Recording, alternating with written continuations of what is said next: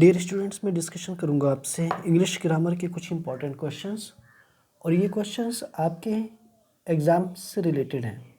आप इस वीडियो को एंड तक देखें क्योंकि इस वीडियो में मैं आपसे डिस्कशन करूंगा इंग्लिश ग्रामर के बेसिक कंसेप्ट्स के बारे में और विद उनके जहाँ भी ज़रूरत है वहाँ पर मैं आपको एक्सप्लेन करूँगा।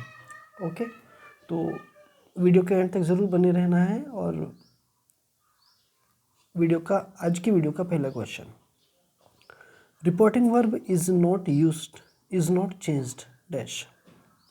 इट मीन्स ये हुआ कि reporting verb is not changed. Option number A told में, ऑप्शन नंबर बी आस्क्ड में, ऑप्शन नंबर सी एडवाइजिंग में या ऑप्शन नंबर डी ऑर्डर्ड में। तो correct option of this question is option number सी।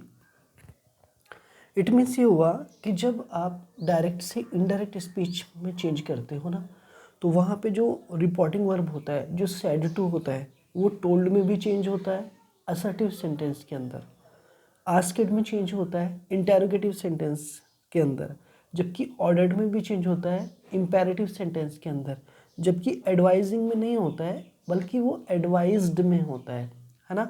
सो यहाँ पर आप ध्यान रखेंगे जनरली, ठीक है। क्वेश्चन नंबर आपका second, one of them is changed into reported speech. यानी रिपोर्टेड स्पीच में इनमें से एक सेंटेंस है जिसका यूज़ किया जाता है। ओके, नंबर एक हैबिचुअल फैक्ट को, नंबर बी यूनिवर्सल ट्रूथ को, ऑप्शन नंबर सी प्रोवर्ब को या option number D continuous tense को। तो इस क्वेश्चन का जो करेक्ट ऑप्शन हो जाएगा वो हो जाएगा option number D continuous tense को। इट मीन्स ये हुआ प्यारे स्टूडेंट्स कि जब कभी भी रिपोर्टेड स्पीच में कोई भी हैबिचुअल फैक्ट आएगा तो हम उसको चेंज नहीं करते हैं, उसे सेम रहने देते हैं। जब भी कभी रिपोर्टेड स्पीच में यूनिवर्सल ट्रूथ आएगा तो उसे भी चेंज नहीं करते हैं, उसे भी सेम रहने देते हैं। जब कभी भी रिपोर्टेड स्पीच में कोई प्रोवर्ब का यूज़ होगा तो उसे भी चेंज नहीं करते हैं, सेम रहने देते हैं।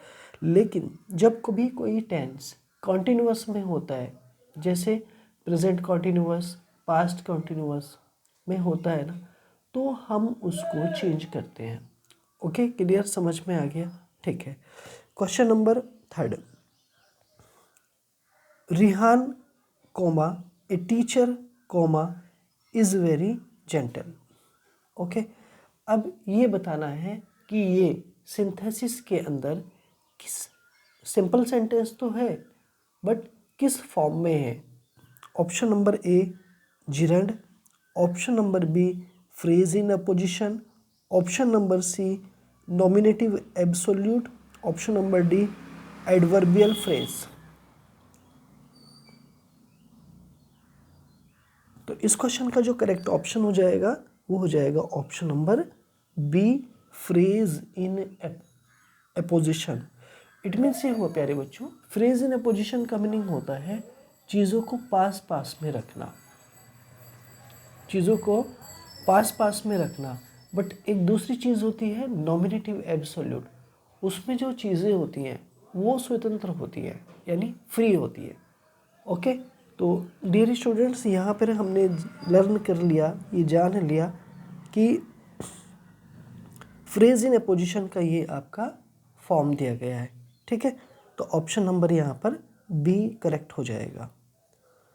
क्वेश्चन नंबर 4 की तरफ मूव करता हूँ।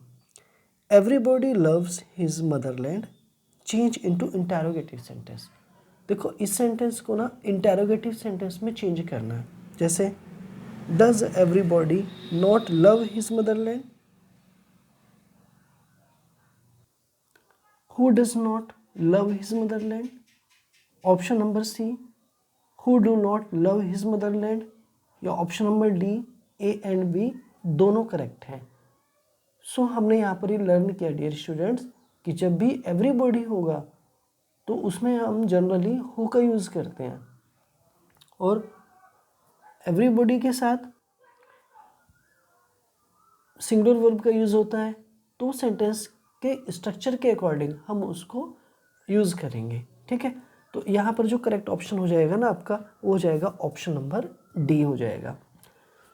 फाइंड मिस सेंटेंसेस, यानी कि यहाँ पर एक सेंटेंस इनकरेक्ट है, 3 सेंटेंस करेक्ट हैं, जो इनकरेक्ट है वो आपका करेक्ट आंसर होगा। Option number A, she was laughed eight by the boys, ये सेंटेंस आपका पैसिव वॉइस है। पैसिव वॉइस में लाफ्ड के बाद में एट भी आ रहा है और बाय भी आ रहा है, तो दोनों ही प्रीपोजिशन यहाँ पर करेक्ट है। ये एग्जाम का एक इम्पॉर्टेंट क्वेश्चन है। ठीक है, तो ये ऑप्शन आपका ठीक है। Option number B, my children are looked after by him, ये सेंटेंस भी आपका बिल्कुल ठीक है, क्योंकि यहाँ पर लुक्ड के बाद में आफ्टर का यूज़ हो रहा है। सो इन दिस केस में this sentence is correct.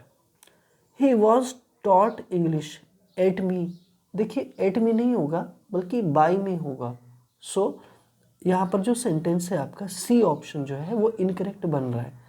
English is spoken all over the world, option number D भी करेक्ट है। ठीक है, so the right option is here, option number C is the answer of this question. I hope ये video आपको अच्छी लगी होगी। अगर अच्छी लगी है तो लाइक, शेयर एंड सब्सक्राइब। ठीक है, मिलता हूँ मैं आपसे नेक्स्ट वीडियो में। Thanks for watching this video.